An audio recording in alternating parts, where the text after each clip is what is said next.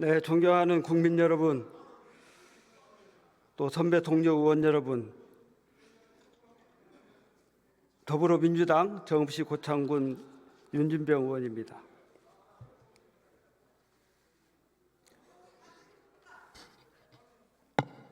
우리 법무부 차관님 앞으로 나와주세요.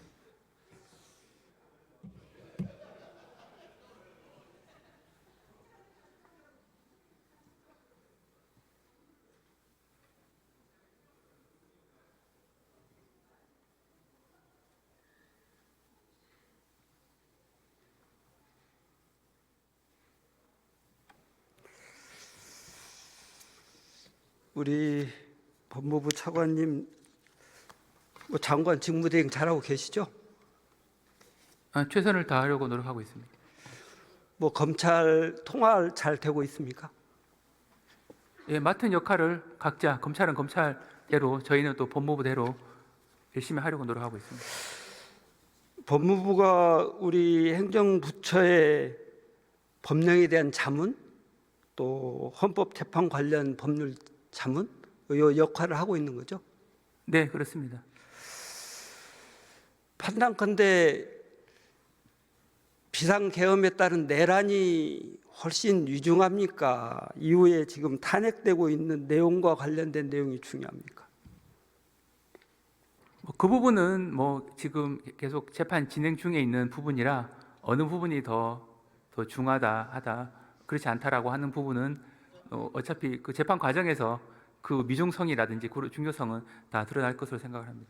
아니, 국가에 미치는 영향으로 보면 실제 탄핵이라고 하는 내용은 내란이 이루어진 후속적인 조치이고, 그 부분에 대한 평가 측면이 있는 거죠. 그렇죠. 예. 그리고 내란이라고 하는 내용은 있어서는 안 되는, 예전 같으면 삼족을 멸해야 될 반역에 해당되는 행위지 않습니까?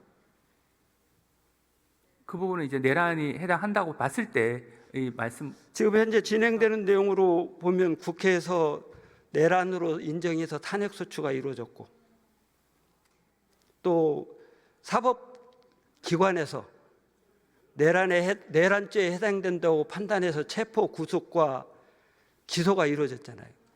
네, 현재 상태는 그런데 그러니까 재판 과정은 남아 재판 과정이 남아있긴 하지만 네네. 이른 그런 혐의가 짙다, 이렇게 볼 수 있는 거 아니겠어요? 혐의가 있는 상태에서 재판이 예정돼 있는 시점이다 말씀드립니다. 그러니까 그래서 이 부분과 관련된 조사나 처벌은 보다 더 엄중하게 이루어져야 된다, 이렇게 생각하는데 동의하시나요? 네, 그렇습니다. 지금 이제 우리 국민의힘 의원들께서 주장하고 있는 내용에 의하면 대통령이 비상계엄을 발령한 요건이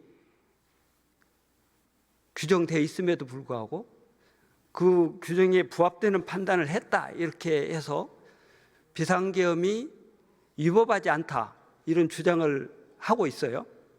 우리 법무부는 어떤 판단을 하고 있나요?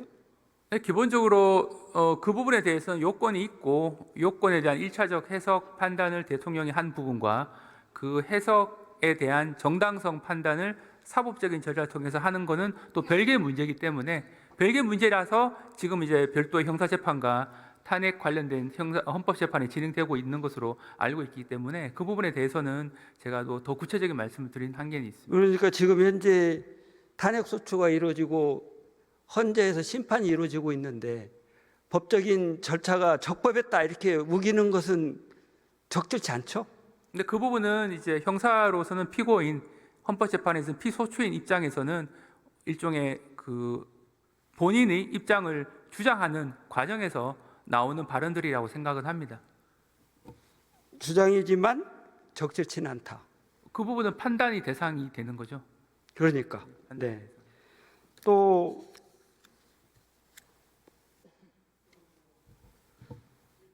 우리 그 내란죄에 해당되는 내용하고 또 내란 행위와 관련된 판단하고 그 내용은 다를 수 있죠. 네, 어떤 취지이신가요? 내란죄는 형사적인 처벌이고 네. 내란 행위는 탄핵적인 요건인데 그 내용이 다를 수도 있는 거잖아요.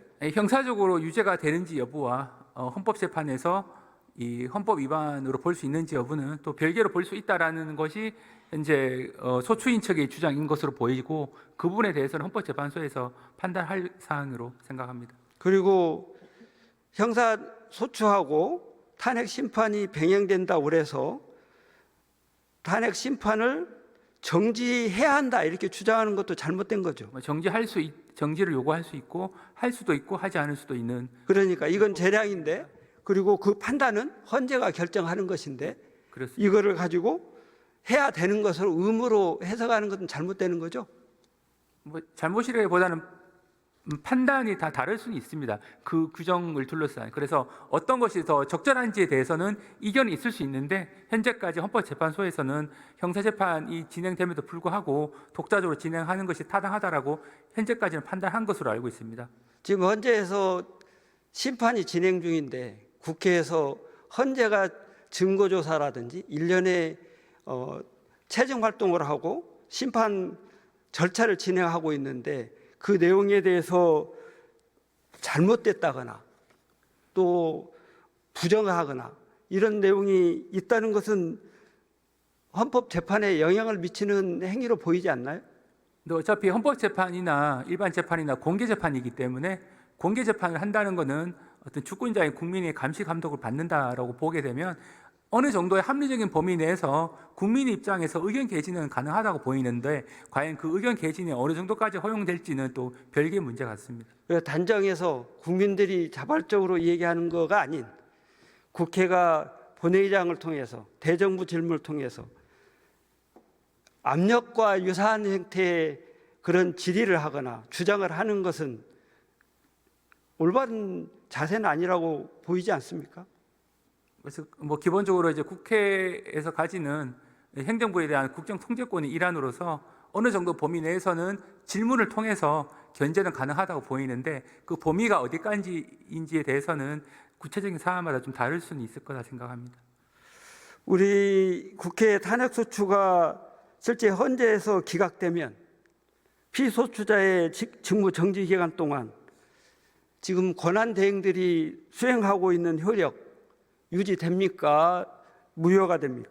기본적으로 지금 약간 두 가지가 겹쳐서 복잡한 문제가 있을 수 있다는 견해가 있는데 일단 첫 번째로 대통령이 탄핵 소추가 돼서 직무 정지가 된 경우에는 현재 대통령 탄핵 소추 절차 대해서는 법적인 문제가 지금 제기되고 있지는 않습니다. 그래서 이 탄핵 소추의 결과에 따라서 만약에 기각된다고 하면 그 즉시 직무 해제가 다시 원상복구되기 때문에 그 시점부터 직무를 정상적으로 수행할 수 있고 반면 그 전에 이루어졌던 기간 동안에 대행 체제에서 이루어졌던 것은 정당한 걸로 보이는데 두 번째 문제가 권한 대행 한덕수 총리가 이제 탄핵 소추된 부분에 대해서는 소추 절차를 둘러싼 적법성 논란이 대통령과는 또 다른 문제가 있어서 소추 절차에서 적법성이 인정되지 않게 되면 나중에 설사 기각된다 하더라도 소추 시부터 기각 시점에 이루어진 상황에서 이제 최상목 권한 대행이 한 행위 자체에 대한 유효성 논란이 있을 수 있다라는 일각의 지적은 있습니다. 그런데 그 부분에 대해서는 이제 아주 통일된 견해는 없어서 추후에 여러 가지 사항을 검토를 해야 될 것 같습니다. 그게 무슨 답변이죠? 그러니까 제가 드린 말씀은 그 소추 절차에 대한 적법성이 논란이 있는 경우에 소추 절차가 진행되면 그때부터 직무가 정지가 되는데 직무가 정지된 상태에서 이 탄핵이 기각돼서 복귀를 했을 때는 원칙적으로는 탄핵 결정, 기각 결정 시부터 이제 효력이 발생하지 소급되지 않지만 탄핵 소추 절차 과정에서 지금 정족수 둘러싼 논란이 있지 않습니까? 그러면 애초에 유효한 정족수가 아닌 상태에서 잘못 소추가 됐다라고 했을 때는 그 이후에 탄핵 기각 결정이 내려졌을 때 그 기간 동안에 그 최상목 권한 대행이 한 행위가 적법한지에 대해서는 논란이 있다라고 하는 지적이 있다라는 걸 제가 말씀드리는 부분입니다. 그러니까 논란을 제기할 수는 있지만 무효가 되는 건 아니겠죠. 그 부분은 여러 가지 견해가 좀 나뉘어져 있습니다. 그 우리 법무부 입장은 뭐예요? 그 부분은 저희가 아주 가정적인 사항이라서 단정 지어서 말씀드릴 수는 없습니다만 여러 가지 견해가 있어서 종합적으로 지금 판단을 해야 될 것으로 판단하고 있습니다.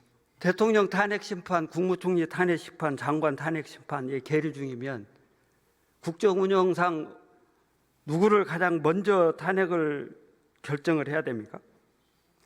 결과적으로 현재 여러 건의 탄핵 심판이 계류가 돼 있고 어떤 사건을 우선적으로 할 것인가는 기본적으로 현재 헌법재판소가 결정을 하고 있는 부분이라 제가 거기에 대해서 당부당을 말씀드릴 수는 없습니다. 다만 이제 여러 가지 앞에서 말씀드린 바대로 권한 대행의 소추 절차의 적법성을 둘러싼 여러 가지 논란이 있어서 일각에서는 먼저 권한 대행에 대한 탄핵 소추 절차도 신속하게 이루어져야 된다라고 하는 목소리가 있다고 알고 있습니다.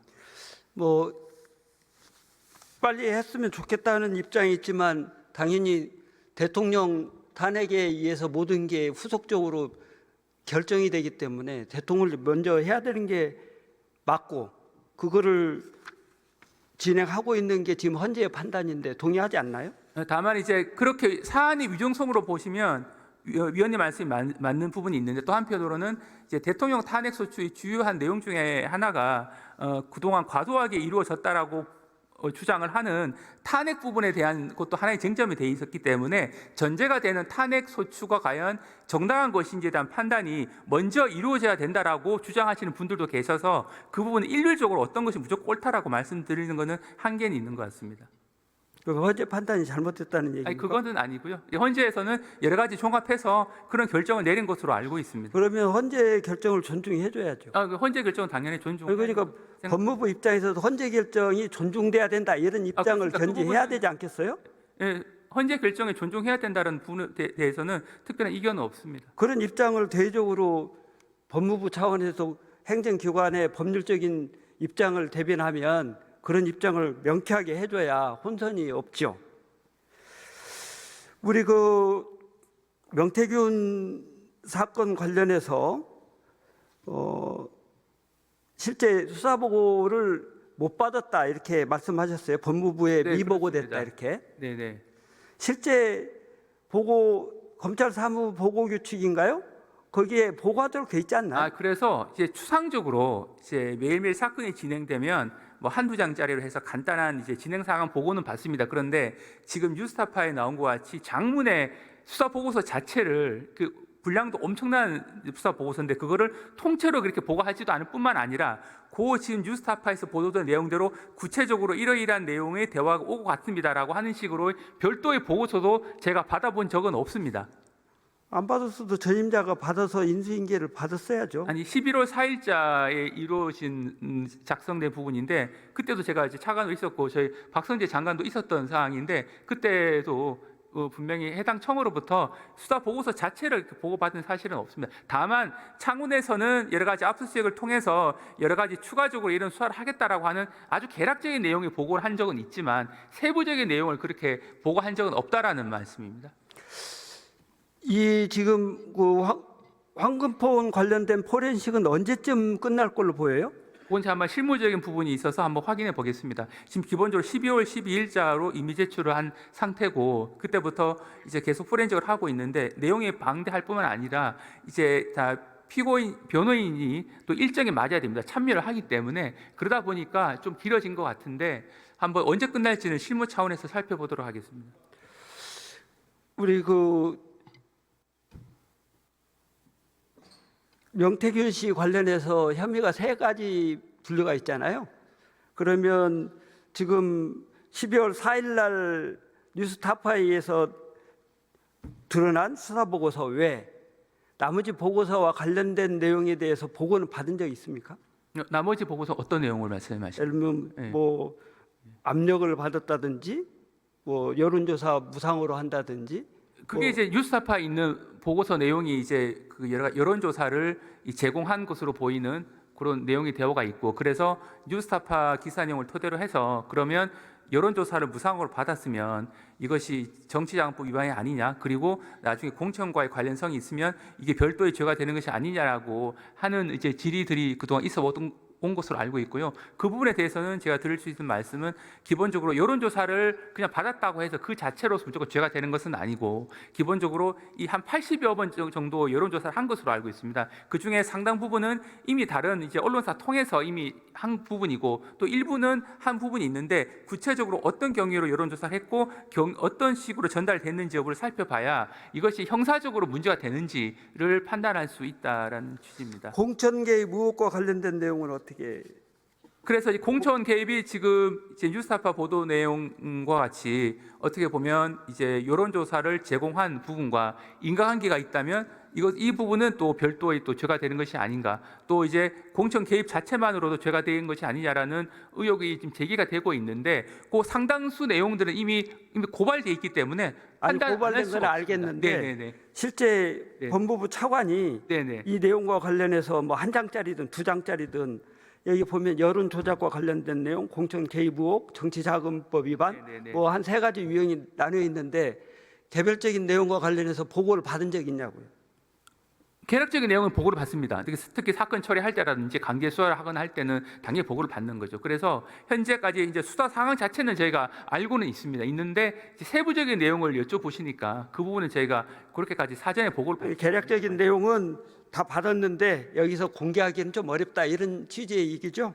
그런데 저희가 이제 말씀드릴 수 있는 보고를 받는 내용은 아주 세밀한 내용까지 다 보고를 받는 건 아니기 때문에 큰 틀에서 보면 이제 누구를 조사하고 앞으로 어떤 부분에 대한 혐의에 대한 수사를 하겠다라는 정도의 보고를 늘 받죠. 그래서 제가 드릴 수 있는 말씀은 지금 이제 언론 등을 통해서 의혹이 제기가 되고 있는 이른바 황금폰에 있는 게 뭘까? 아직 그거는 포렌식이 안 끝났으니까 말씀드리는 것도 한계는 있고 또 한 가지는 현재 이른바 11호 4일자 수사보고서에 있는 내용에 대한 왜 수사가 진행되지 않냐라는 부분이 의혹이 있을 수 있는데 그 부분까지 포함해서 이제 수사팀에서는 수사를 진행하고 있는 것으로 알고 있습니다.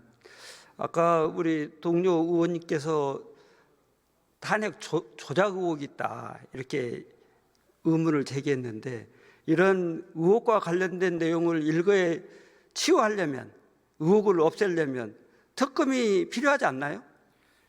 기본적으로 특검이 필요한 부분은 기존의 수사기관을 통한 실체 규명의 한계가 있을 때 특검이 도입되는 것으로 알고 있습니다. 그런데 현재로 봤을 때 그동안 이 제기가 됐던 특검 법안들을 보게 되면 기존의 수사기관들을 통해서 상당 부분 수사를 진행됐거나 앞으로도 진행될 예정에 있는 사안들에 대해서 특검 도입하는 부분들이 상당수 있어서 그 부분에 대해서는 저희가 좀 문제가 있다라는 점을 좀 말씀드렸고요. 이제 뭐 수사가 진행됨에도 불구하고 본인들 시각에서 볼 때 아직 그런 내용에 대해서 수사가 미진하거나 수사가 착수가 안 돼서 부족하다 이렇게 느끼는 부분이 있다고 보이는데 그러려면 여야가 공히 특검을 통해서 해결하는 방법도 한 방법이 되지 않겠어요? 네, 한 방법은 될 수는 있는데 다만 이제 도입 시기가 문제인데요. 그래서 특검이 무작정 도입될 수 있는 것은 아니고 원칙에 대한 예외 부분이기 때문에 기존 수사기관을 통해서는 수사의 공정성을 담보할 수 없다라는 판단이 섰을 때 도입이 가능한 부분이고 그 판단함에 있어서는 여야 간에 또 신중한 또 그런 합의가 필요한 사항이 아닌가 생각은 합니다. 저는 이런 문제가 제기되는 사안에 대해서는 우리 법무부가 전향적으로 특검 도입에 대해서 임해주는 게 좋겠다 이런 생각을 합니다. 동의하십니까?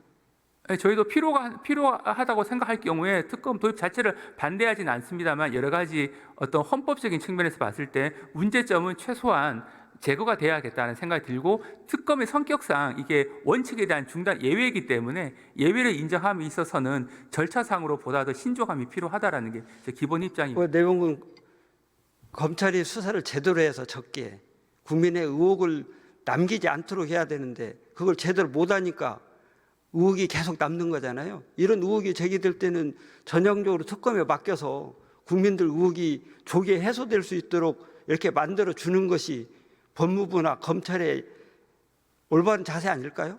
네, 그래서 지금 특검 논의가 되고 있는 중에 또 상당수는 검찰 내부적으로 수사가 진행되고 있는데 외부적으로 알려지고 있는 것이 한계가 있다 보니까 수사가 진행 안 되고 있으니까 특검을 통해 수사를 진행하자라는 또 그런 목소리가 있는 것 같은데 또 상당수 사건들에 대해서는 외부적으로 공개할 수는 없지만 내부적으로 진행되고 있는 경우가 꽤 있습니다. 그래서 지금 명태균 사건 같은 경우에도 내부적으로 수사가 진행되고 있습니다만 대외적으로 알려진 부분에 한계가 있다 보니까 수사가 진행되고 있지 않다. 그래서 특검을 도입하자 이렇게 말씀하시는 것 같아서 그 부분은 조금 더 한번 그 수사 상황을 좀 지켜보시는 것이 어떤가라는 게 적게 어느 시점에 판단을 해야 되는 시점까지 수사가 완료돼야 되는데 안 돼요. 그리고 내부적으로는 진행 중이라는 얘기만 해요. 그러면 당연히 특검의 필요성이 있다고 문제 제기가 되죠. 네. 그런 빌미를 안 주도록 수사를 빨리 해야죠. 수사 착수된 지가 언젠데 창원지검에서 명태균 사건과 관련해서 지금까지도 안 나오고 있다면 그거 특검해야죠. 내 수사가 미진한 경우에 있어서는 특검 도입은 충분히 논의가 될 수 있는 부분에 생각하는데 전향적으로 검토를 좀 해주시면 좋을 것 진행되고 같습니다. 있다는 말씀을. 네네. 예, 들어가셔도 좋겠습니다. 우리 김선호 국방부 차관님 나와주시고요.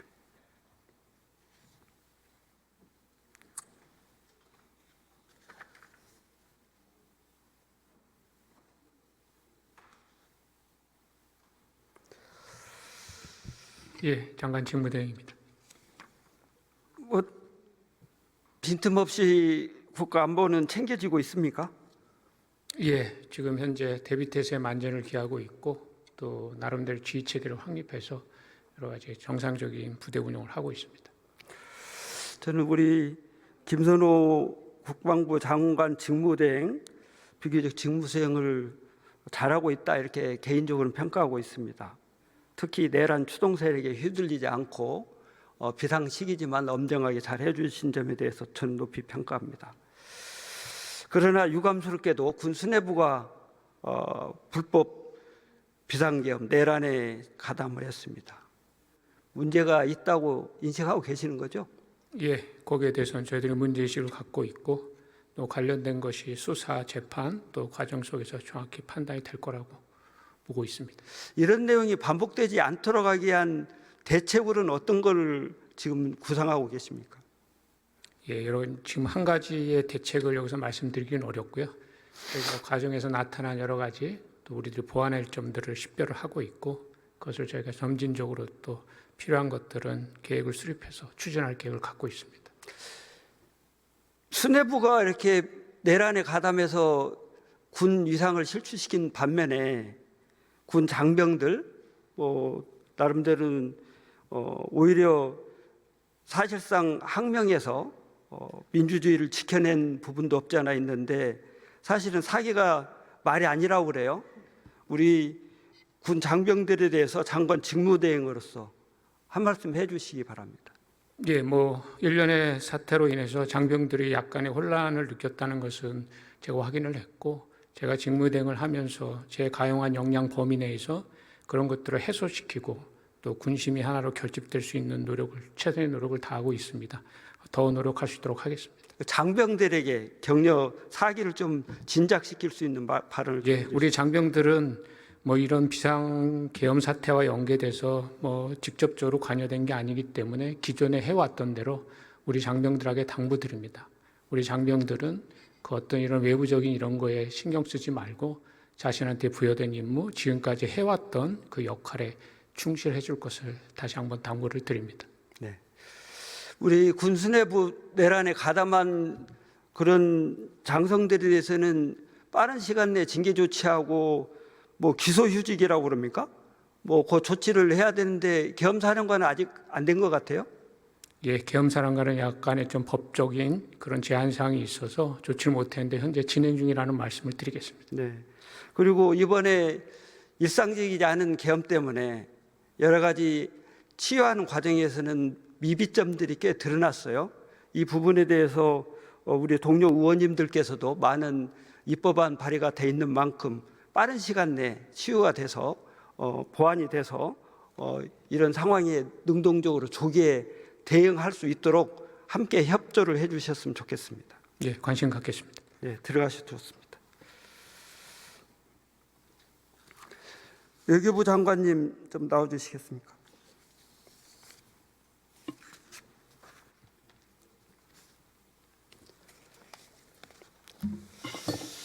지금 미국 트럼프 2기가 출범했습니다. 트럼프 2기 외교 통상 정책의 특징, 또 우리가 외교 대응 기조, 이거 국민들이 좀 궁금해하고 불안해하시는데 좀 설명 좀 해주시겠습니까?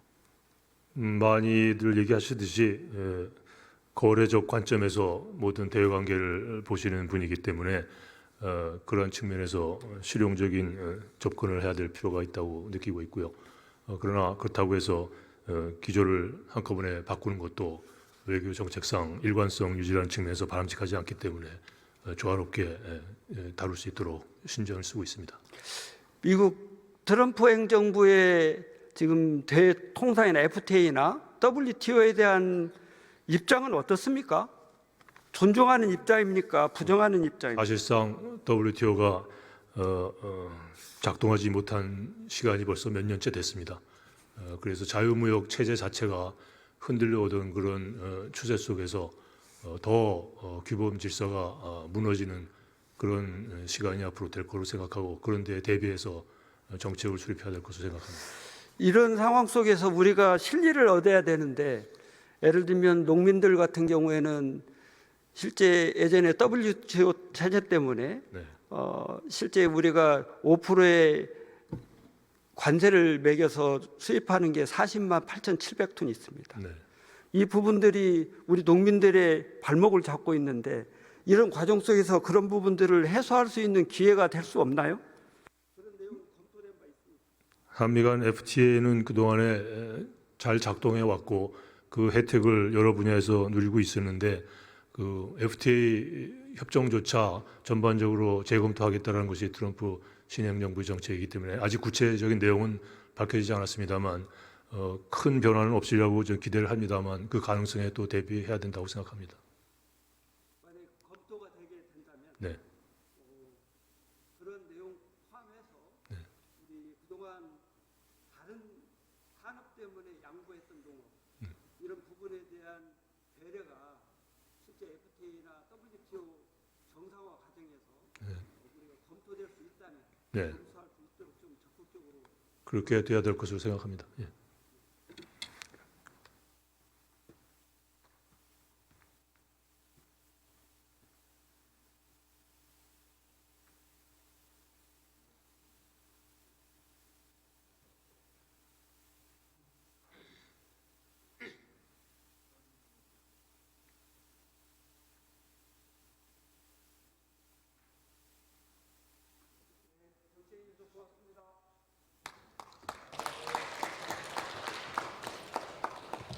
예, 윤준병 의원 수고하셨습니다.